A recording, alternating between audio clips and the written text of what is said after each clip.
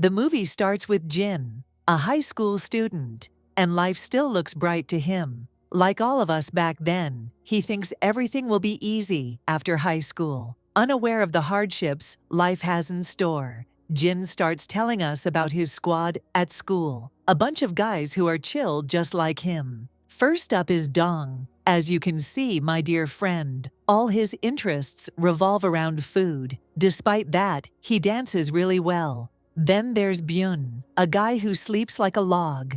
The number of hours he's been awake in his life could be counted on one hand. He doesn't care about school, the streets, or even transportation. He can sleep anywhere. Then there's John. All I can say, my dear friend, is that he's a typical teenager. Can't say more. It's inappropriate. His whole world revolves around girls. The last one is Ben, nicknamed the well-mannered guy. He's new at school, looks very respectable, totally unlike the rest of them. The moment he wore genuine branded shoes, they treated him like a guard, pinned him down, and stomped all over them to dirty them. But in the end, Jin says, despite how different they all are, they're friends and love each other a lot. We see them entering class, joking and laughing together, until they see something ahead that makes them all freeze, dumb smiles on their faces. And that, my dear friend, is Sun, the school's diva. They say she's like a piece of cake, pretty, gentle, smart, and top of the class. She's got everything a guy looks for, so every boy in school admires her and dreams of dating her, except our rebel Jin. When he hears the guys praising her beauty, he tells them she's not that great, and that she's arrogant and full of herself. She never impressed him, but truth be told, nobody really cares about his opinion. Soon the first class begins. The teacher comes in, turns her back, and starts writing on the board. Jin tries calling John quietly to get his attention, but John ignores him. So, Jin starts throwing things at him, and finally tosses a milk carton. It accidentally lands on Sun's desk, spilling over her. She screams. The teacher turns around, drops her chalk, and demands Jin and everyone causing the disturbance to stand up. She kicks out Jin, Sun, and John from class. While they're being punished outside, another teacher shows up. He scolds Jin for his behavior and tells him to grow up, that he's always getting punished by some teacher or another. The teacher is surprised that Sun is being punished too. She's the top student and class president. He scolds John as well, smacking him in the head.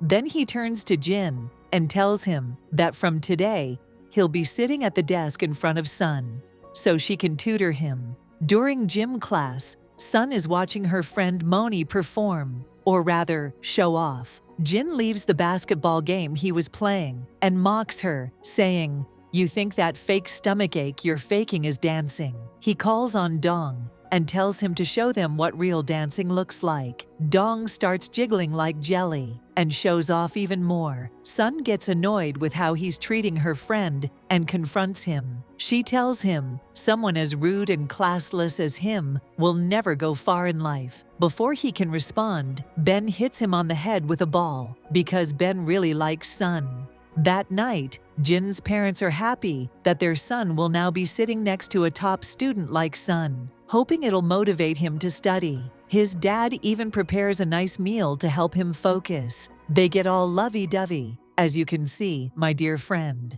The next day, the home economics teacher walks in and immediately announces a surprise test in 20 minutes. He tells them anyone who forgot their textbook should just show themselves out. Sun searches for her book and realizes she forgot it. Jin, playing the hero, secretly places his book on her desk and tells the teacher he forgot his, then walks out to take the punishment.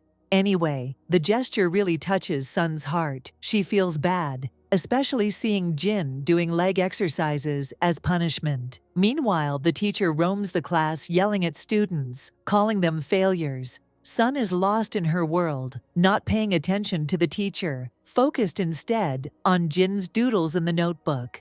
Later, she goes to Jin and thanks him for his kind gesture. But instead of being polite, Jin says she shouldn't come thank him empty-handed, at least bring him food or a drink. At that exact moment, karma strikes. he gets hit on the head with a basketball, again thrown by Ben, who calls him over to play. After the game, Ben warns Jin not to speak to Sun rudely or upset her again, but Jin doesn't care and walks away. A while later, Sun hands him a study guide with all the expected exam questions. She tells him she made it just for him. Jin takes it and tosses it on his desk indifferently. She calls him again and gives him a reference book, saying she's trying to thank him her way. The materials she gave him should help him at least pass half the exam. When Jin tells her to stop caring about him like that, she gets angry. Later that night, Jin studies a bit, not school subjects,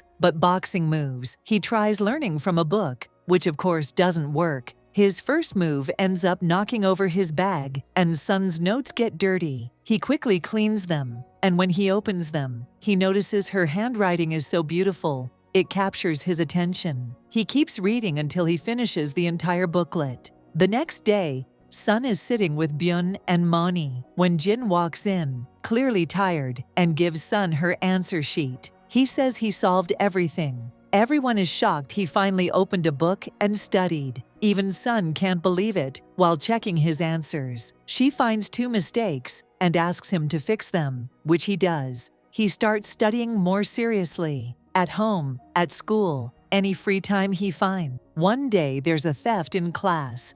A teacher walks in and tells everyone to sit, close their eyes, and he searches their bags.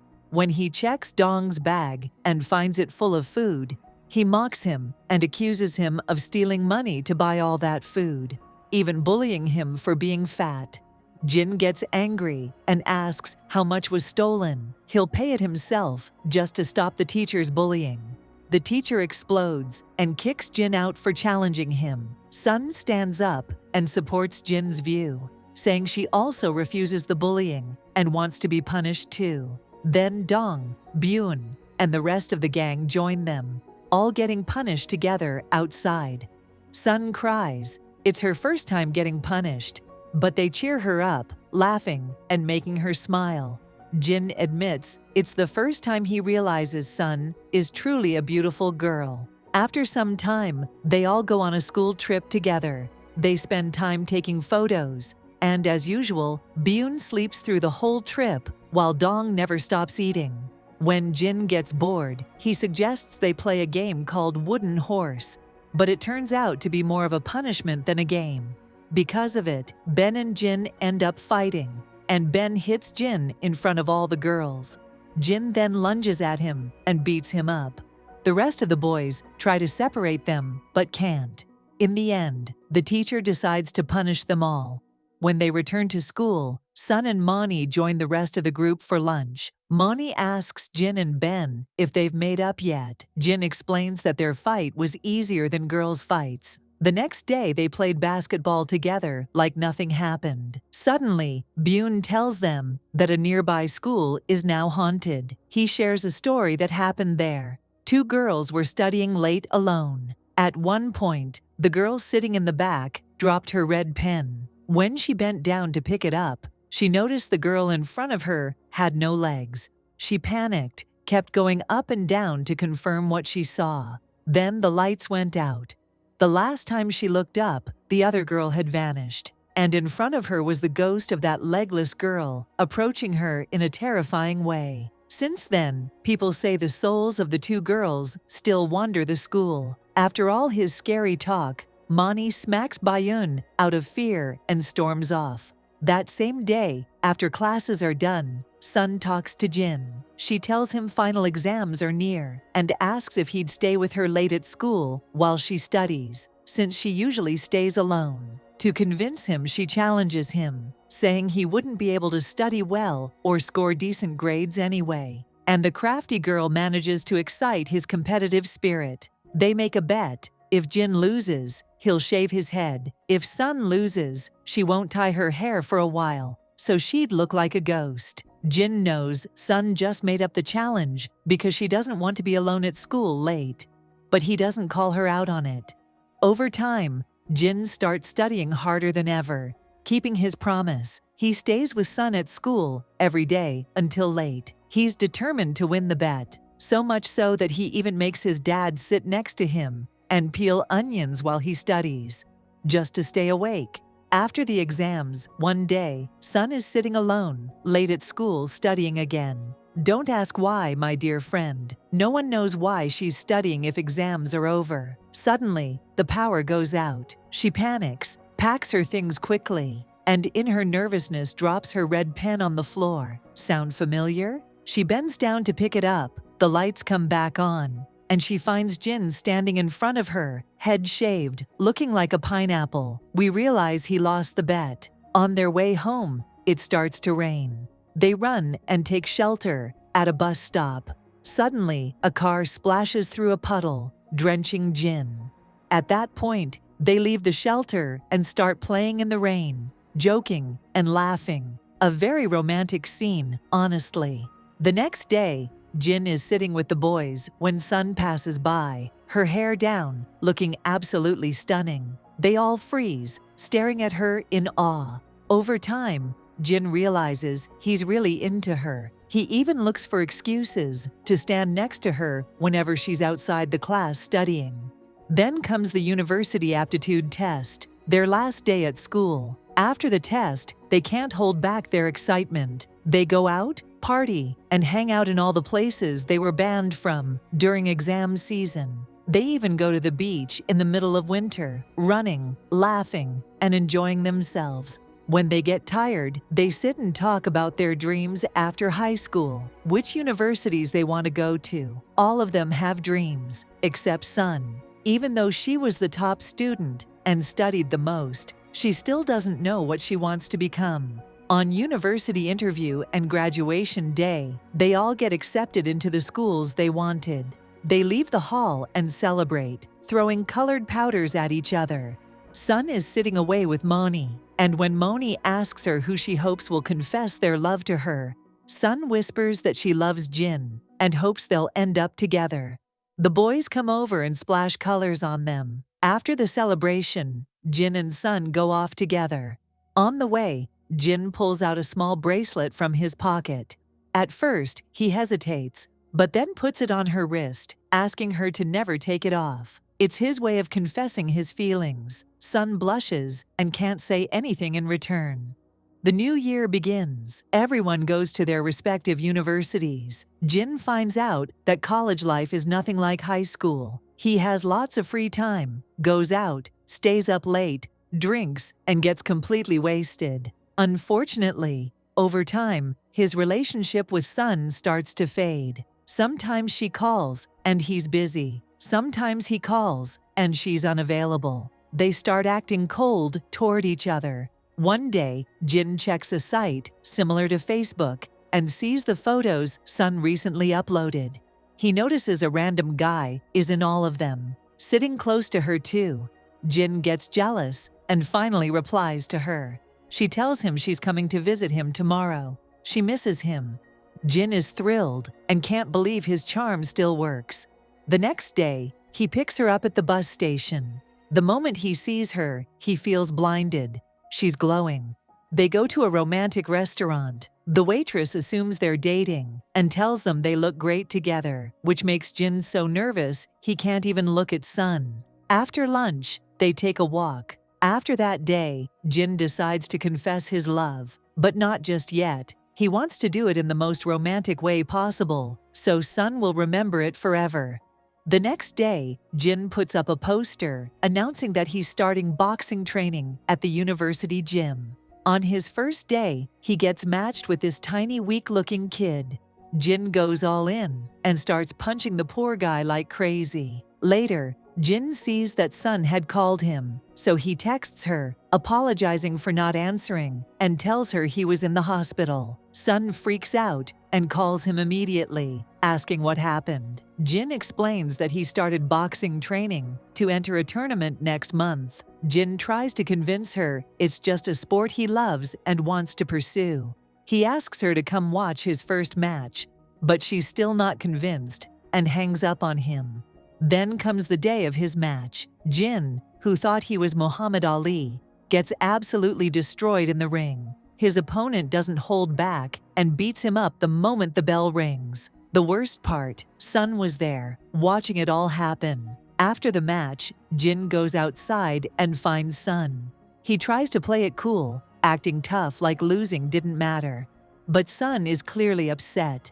Jin tries to make up with her, explaining that she'll think differently once she sees him win a match. Sun gets up to leave.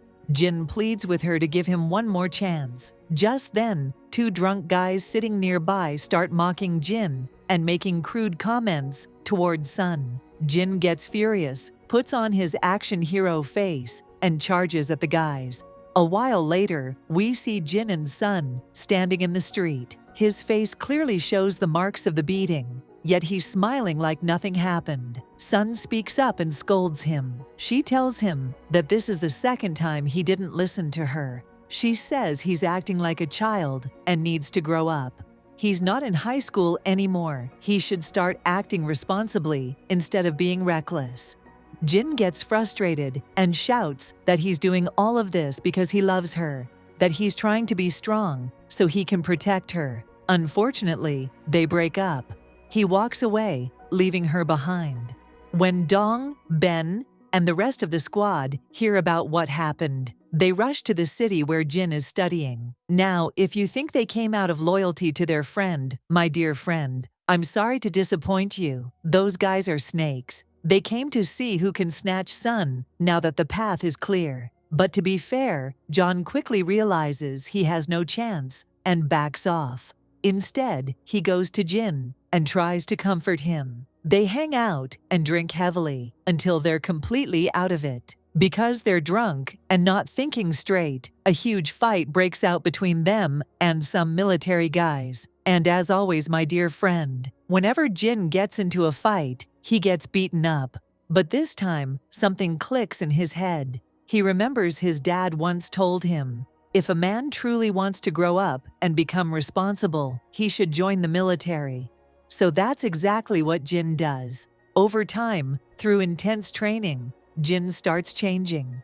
He transforms from a reckless boy into a disciplined and mature man. Meanwhile, Ben tries to get close to Sun and win her over, but she gives him the cold shoulder. She tells him straight up that he's not the one she likes. That comment absolutely crushes him. One day, Jin hears that a massive flood has hit Sun's city, and instead of calling his parents, the first thing that comes to his mind is Sun. He rushes to ask his commanding officer for permission to make a phone call to check on her. At first, the officer refuses, but when he sees how genuinely worried Jin is, he allows it, and even gives Jin his own phone to use. The officer tells him he has just 3 minutes. Jin lights up with joy and quickly dials Sun's number. When she answers, she assures him that she and her family are fine, although the flood did hit their city.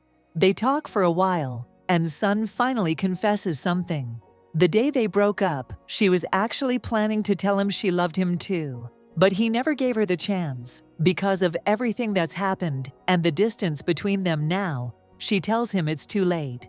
It's best they remain just friends. The call ends with both agreeing to stay in each other's lives, as friends only. Years pass, and we see where the gang ends up. Byun takes advantage of his love for sleep and starts working at a mattress and bed company.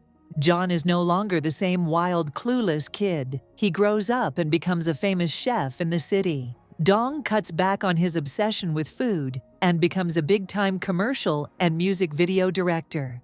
Moni ends up becoming his assistant after learning dance from him. As for Ben, the polite kid from a good family, he studies hard and becomes a government prosecutor. Everyone knows him now because his father is a famous judge. Then comes Jin. He may not have achieved something grand like the others, but he pursued the field he's always loved since he was a kid. Now he's a well-known author, writing illustrated stories about boxing champions. One day, Jin gets a call from Sun. She tells him she's calling to confess something. But instead of romantic feelings, she hits him with a shock. She invites him to her wedding. She explains that her heart now belongs to someone else. Just like that, she delivers a blow that he'll never forget.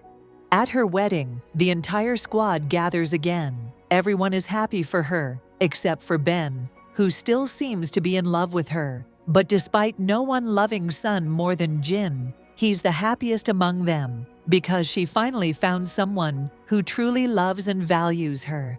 And in the end, my dear friend, after all the boys once fought for her, Sun gave them all the cold shoulder and walked down the aisle in white with someone else. They all just sat there at her wedding, singing "Forgive Me on Your Wedding Day" by Wael Jasar. And the movie ends just like that. Don't forget, my dear friend, to hit the like button on the video and subscribe to the channel so you don't miss anything new. Peace.